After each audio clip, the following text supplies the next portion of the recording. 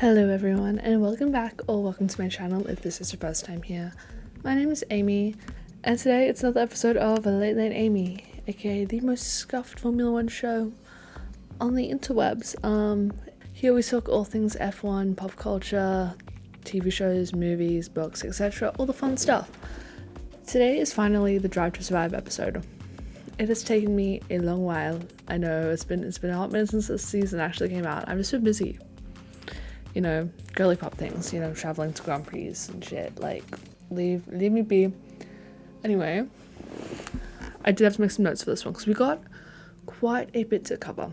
First of all, this is season 6 of Drive to Survive, and obviously it's based on last season. For those of you who don't know what Drive to Survive is, I'm sure you do, Netflix show about Formula 1. They're in the 6th season, as I just said, covering, like, the season before, so this recent season covers the 2023 F1 season, aka Max's domination. And in my opinion, they did a pretty good job of covering the season given his domination, like, considering they didn't really have, like, a whole title fight to talk about. They had so much more going on. And I do think how I'm going to cover this is the best way to do so is episode by episode. But also, like, the way they name each episode is just so funny to me. Like, it's so dramatic, and this whole show is so dramatic. I love it. I live for the drama. I love a little bit of drama in my life. That's why I enjoy the show, and I enjoy Formula 1, okay? Sue me. Anyway, episode number 1, Money Talks, aka the Aston Martin episode. And I almost forgot how good Aston Martin actually were at the start of last season. Like, they actually kind of slayed. They were getting the podiums, they were doing really well, and they've kind of fallen off since then. My favourite part, though, is the fact that Papa Stroll is kind of a Bond villain, and you really can't convince me otherwise. Like, he bought Aston Martin. Aston Martin's like the most James Bond brand ever. But he is such a James Bond villain, and they made him look like it. They had the music, they had him, like, walking in with the camera angles being like, oh my god, Mr. Stroll is here. No, guys, he's supply us, Mr. Stroll. Like, I loved it. And also Lance Stroll did kind of slay in the first couple of races. Like, he needs more credit for that. He did really well in his first 2 races with his broken wrist, and they covered that really well. Again, really overly dramatically as well. The guy's calm down. He's not dead. He's okay. Especially the interview with his dad, with Mr. Papa Stroll. Oh my god, that was the funniest thing. And he was like, this is the worst thing a parent could ever imagine. I'm like, dude fell off a bike and broke his wrist, okay? Chill a little. Realistically, he races cars for a living. Like, come on now, you know how dangerous that is. The next episode 2, was Fall from Grace. And when I read the name, I knew who it was about. Okay, I'm a Daniel Ricciardo fan. I know who this one is about. Pain, so much pain. This was the first AlphaTauri episode, obviously. I did actually quite enjoy it. It wasn't really Daniel's Fall from Grace, which I'm sure is going to be this year's one, because God knows Mans is not doing too well. This year, and so surely that's going to be him next season, being like, hey, we're replacing you with Liam Lawson. Oh, anyway, I enjoyed the bits of, like, the behind the scenes, which I guess is what Drive to Survive is all about. I enjoyed the bits between Daniel and his manager, Christian Horner, being like, hey, you did really well, we want him. Like, I enjoyed seeing that side of it, which I think is the one thing that Drive to Survive, like, as overdramatic as it is, we would not be getting these little snippets otherwise, and that is very cool. Episode 3 was Under Pressure, and this is the McLaren / Lando Norris episode. Mainly the Lando Norris episode, okay? Oscar was there, but, like, it wasn't about him, essentially. Mainly, like, the Red Bull rumors, which I didn't really expect them to even, like, go into. I didn't expect them to really go into it. Like, I thought they'd, like, gloss over. Just have a full episode on the rumors about Lando Norris going to Red Bull. It's kind of insane. And I loved how they covered McLaren's jump-in performance. I'll get into, like, how I actually really enjoy the structure of Drive to Survive, and how I think that's something they do really well in comparison to, say, the NASCAR series. I started watching IndyCar series as well. And I'm really enjoy the structure of Drive to Survive, like chef's kiss, okay? And they covered like the season progression really well, from like how awful they were in the first few episodes, first few races, to the last few when they were like slaying. And obviously the sponsorship side, which has been covered in previous seasons, that they covered the whole Haas Rich LNG thing, but I find that like so interesting. It's so interesting, all the behind the scenes. Like, I want to work in motorsports to see how it like runs. It's like, oh, as a marketing girlie, the sponsorship side, I'm here for it. I am 100% here for it, okay? The fourth episode was called The Last Chapter. This was about Haas and Williams, and I really liked it because they compared the difference in attitudes between the two principals of Gunther Steiner and James Vowles. Now, James Vowles is a character that we haven't really seen too much of in Formula One. Like, he was an engineer at Mercedes for so long, and now he's team principal at Williams, obviously. And it was his first year as a team principal, and he did really, really well. And I liked his attitude because, like, he comes from an engineering background. He's like, I'm so like data driven, like we have to do this, this, and this. He's so like business minded. And then you cut to Gunther Steiner, and Gunther's like, well, we all know how he is. He's less serious than that, you know. Like, he gets things done, but he does it in his own way. Does that make sense? This is also the last season we're gonna have Gunther in. Actually, he might be in the start of next season. Oh my god, please bring him on as like one of the like, replace Danica Patrick with Gunther Steiner, please. I'm all for women in motorsport. I just don't like Danica. Okay. But yes, the difference in attitude between the two of them astounds me. It astounded me, and I like that. I like that comparison. My favorite quote from this episode from Will Buxton: Haas are not bringing a knife to a gunfight, they're bringing a spoon. Like, you're so right, and it is so iconic for you to say. I love it. The next title is again very dramatic. Civil War. Okay, this is the Alpine one. It's the first episode that covers French Pine's struggles, okay? It shows the rivalry of the two drivers from childhood. Obviously, we all know Esti and Pierre Gasly, they do not get along, okay? They do not get along whatsoever. And I liked how they showed that from childhood, and they sort of explained, like, hey, it was this race that happened, and then it was this race, and they both knew exactly what was going on, even though they were kids. Like, that's wild to me that they still even, like, hold that grudge. And also they talked about the whole Ocon and Perez rivalry, and how that could potentially, you know, boil over into, like, Gasly versus Ocon, and being, like, a really, like, serious thing. And then also, obviously, they covered the GP this episode, because Esteban and Gasly did crash the GP last year, okay? They crashed into each other. But at the end of the episode was kind of lighter. They were like, they've worked things out. They understand what they got to do. And I like that. I like how it came a bit full circle for them. You know, they hate each other, but they don't actually hate each other. They're just like really rivals on the track. But they're closer than they ever were. So I like that. Okay, and now we move on to the next episode, called Leap of Faith. This is the Mercedes/Hamilton episode. Like, in the way the McLaren episode is mainly about Lando, this one was mainly about Hamilton as opposed to Russell. Like, again, Russell was there, but this was more about Lewis Hamilton and his loyalty to Mercedes, but also his hunger to win, and how he just doesn't have the car to do that, and how he hasn't won since like 2021, which is insane to think about. And how Hamilton and Toto Wolff were like talking about his future in the sport, and how Wolff wanted him to stay with the team. But Lewis is like, I don't have that many years left in the sport. Like, you could say it forever if you wanted to, but I'm a driver, I'm an athlete, I don't have that many years to like get my 8th title, right? And all this eventually led to Lewis Hamilton signing like a 2-year contract with Mercedes until the end of 2025. But we all know that that was a lie, because he's going to Ferrari next year. Oh my god, Drive to Survive is going to have a field day next year.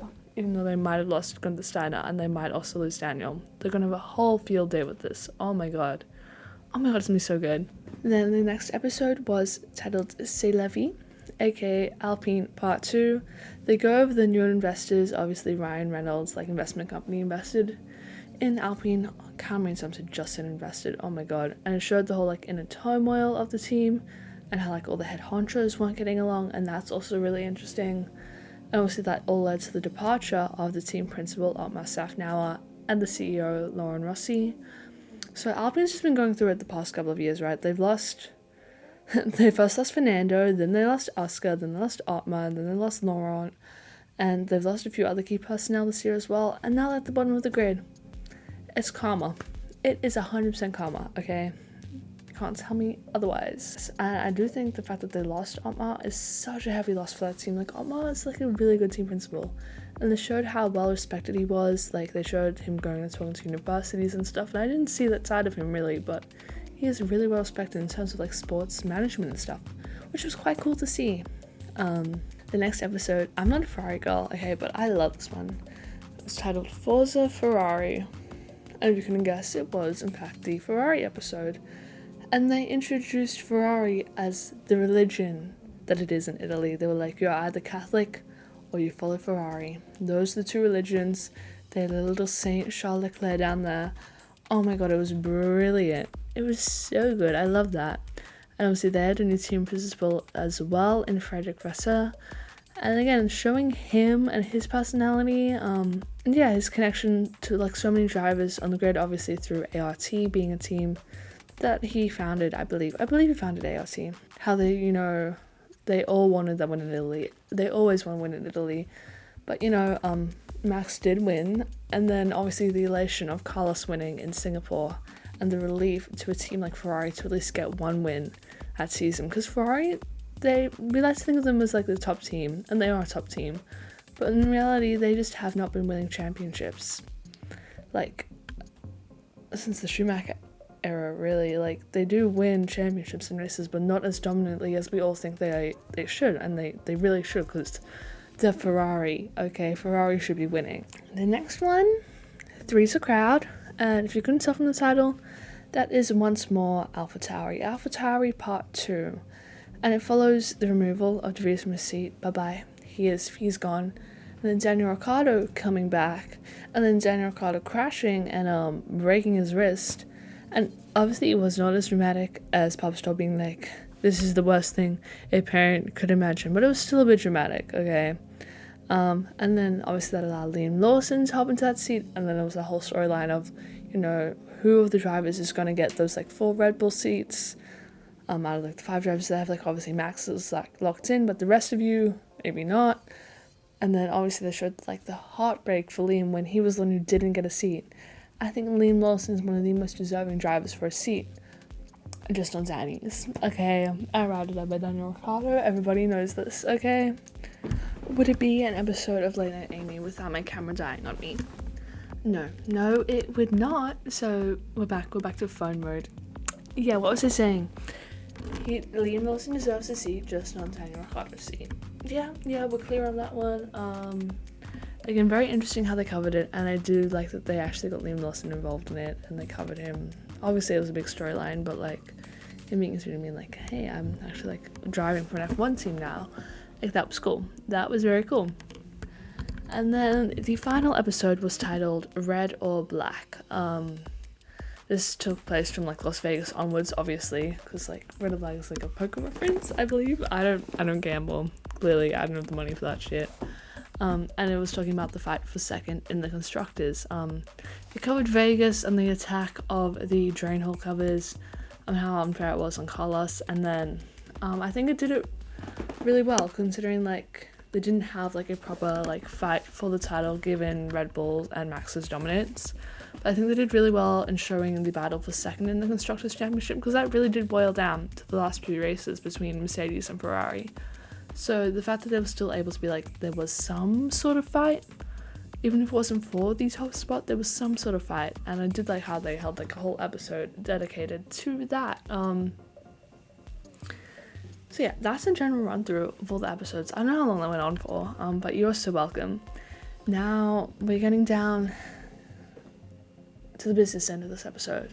Let's go over the good and the bad, okay? I've got 3 points for each. The good. Claire Williams, having back, brilliant. Obviously, she shed a lot of insight on being a team principal, given that there were 2 new team principals that, you know, stepped up over the past couple of years. 3, maybe? I don't know. There's been, like, a lot of new team principals, and her being, like, talking about the pressure of being team principal and what that does to you. I think that was really good. And then also how they, like, in the Alpine episode, when they let go of Otmar, she talks about how how much like that hurts, right? Because she went through it, right? And obviously, another highlight, Will Buxton. Controversially, I love this guy in Drive to Survive. Oh my god, he might say it like the most plain, basic way possible, but he is so good. And he has the most iconic, like, snippable lines. Again, Haas bringing a spoon to a gunfight. Like that, like, you're so right for that, okay? Third really good thing, again, the structure. I mentioned this briefly earlier, but I love the structure of Drive to Survive, okay? I like how it is not only like chronological, like you start the season at the start of the season, you end the season at the end of the F1 season, right? And each episode is like dedicated to a specific team or like driver or specific race, mainly like just teams and drivers. But the fact that they're still able to lay it out in a way that is chronological is really good. And that you'll visit earlier storylines later in the series and like see them sort of like, if they did in real life, like come to a close, come to a conclusion later on in the season. I really like how they do that. Like they follow a proper narrative structure in the sports documentary. I'm, again, English major here, okay? I studied way too much English in high school. And then let's get on to the bad. We all know how I feel about Danica Patrick, okay? I did not appreciate her on my screen when I was trying to watch my silly goofy Drive to Survive, okay? Again, respect her career, cool, like, she's done amazing things for women in motorsport. But again, she is kind of, like, hypocritical towards women in motorsport. She doesn't like us being there, does that make sense?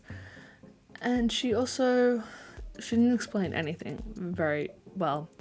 She sort of did Will Buxton explanations, but that's Will Buxton's thing, okay, Danica?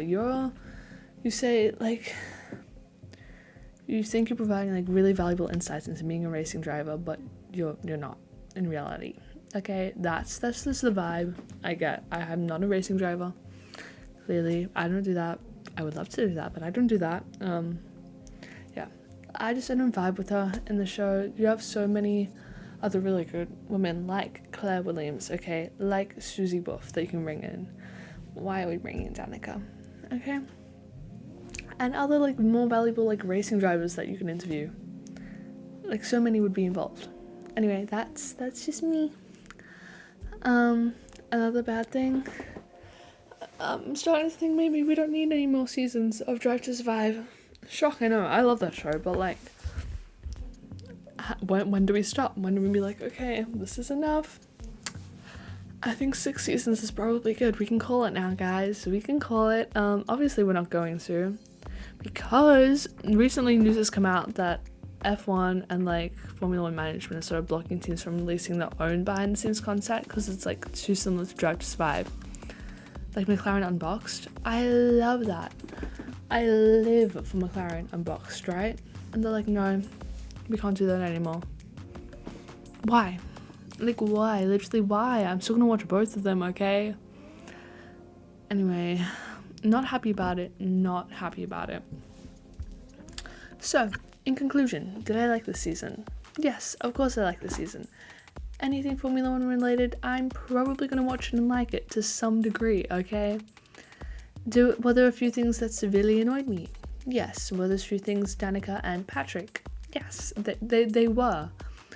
Do I think we didn't cover Red Bull enough? Yes, we needed more Red Bull. Sorry about it, I'm a Red Bull fan. We covered the second team, but we didn't talk about how incredible Max Verstappen's dominance is. I want a Red Bull episode. I just want a Red Bull episode, okay? Maybe we'll get one this week, considering he, clunked out of the OGP. Maybe there'll be one good thing to come from it. Anyway, those are my thoughts and feelings. There's been like a very much just a rant about what's going on in each episode. If you guys have any other shows or movies you need me to watch, let me know down below. I have had a few suggestions and I am getting around to them. I swear, I've just been busy, as I said. Yeah, let me know what you guys thought of season 6 as well. Are you Drive to Survive fans? Are you Drive to Survive haters? If you watch me, you're probably not a Drive to Survive hater. I'm sorry about it. Okay. Thank you so much for watching.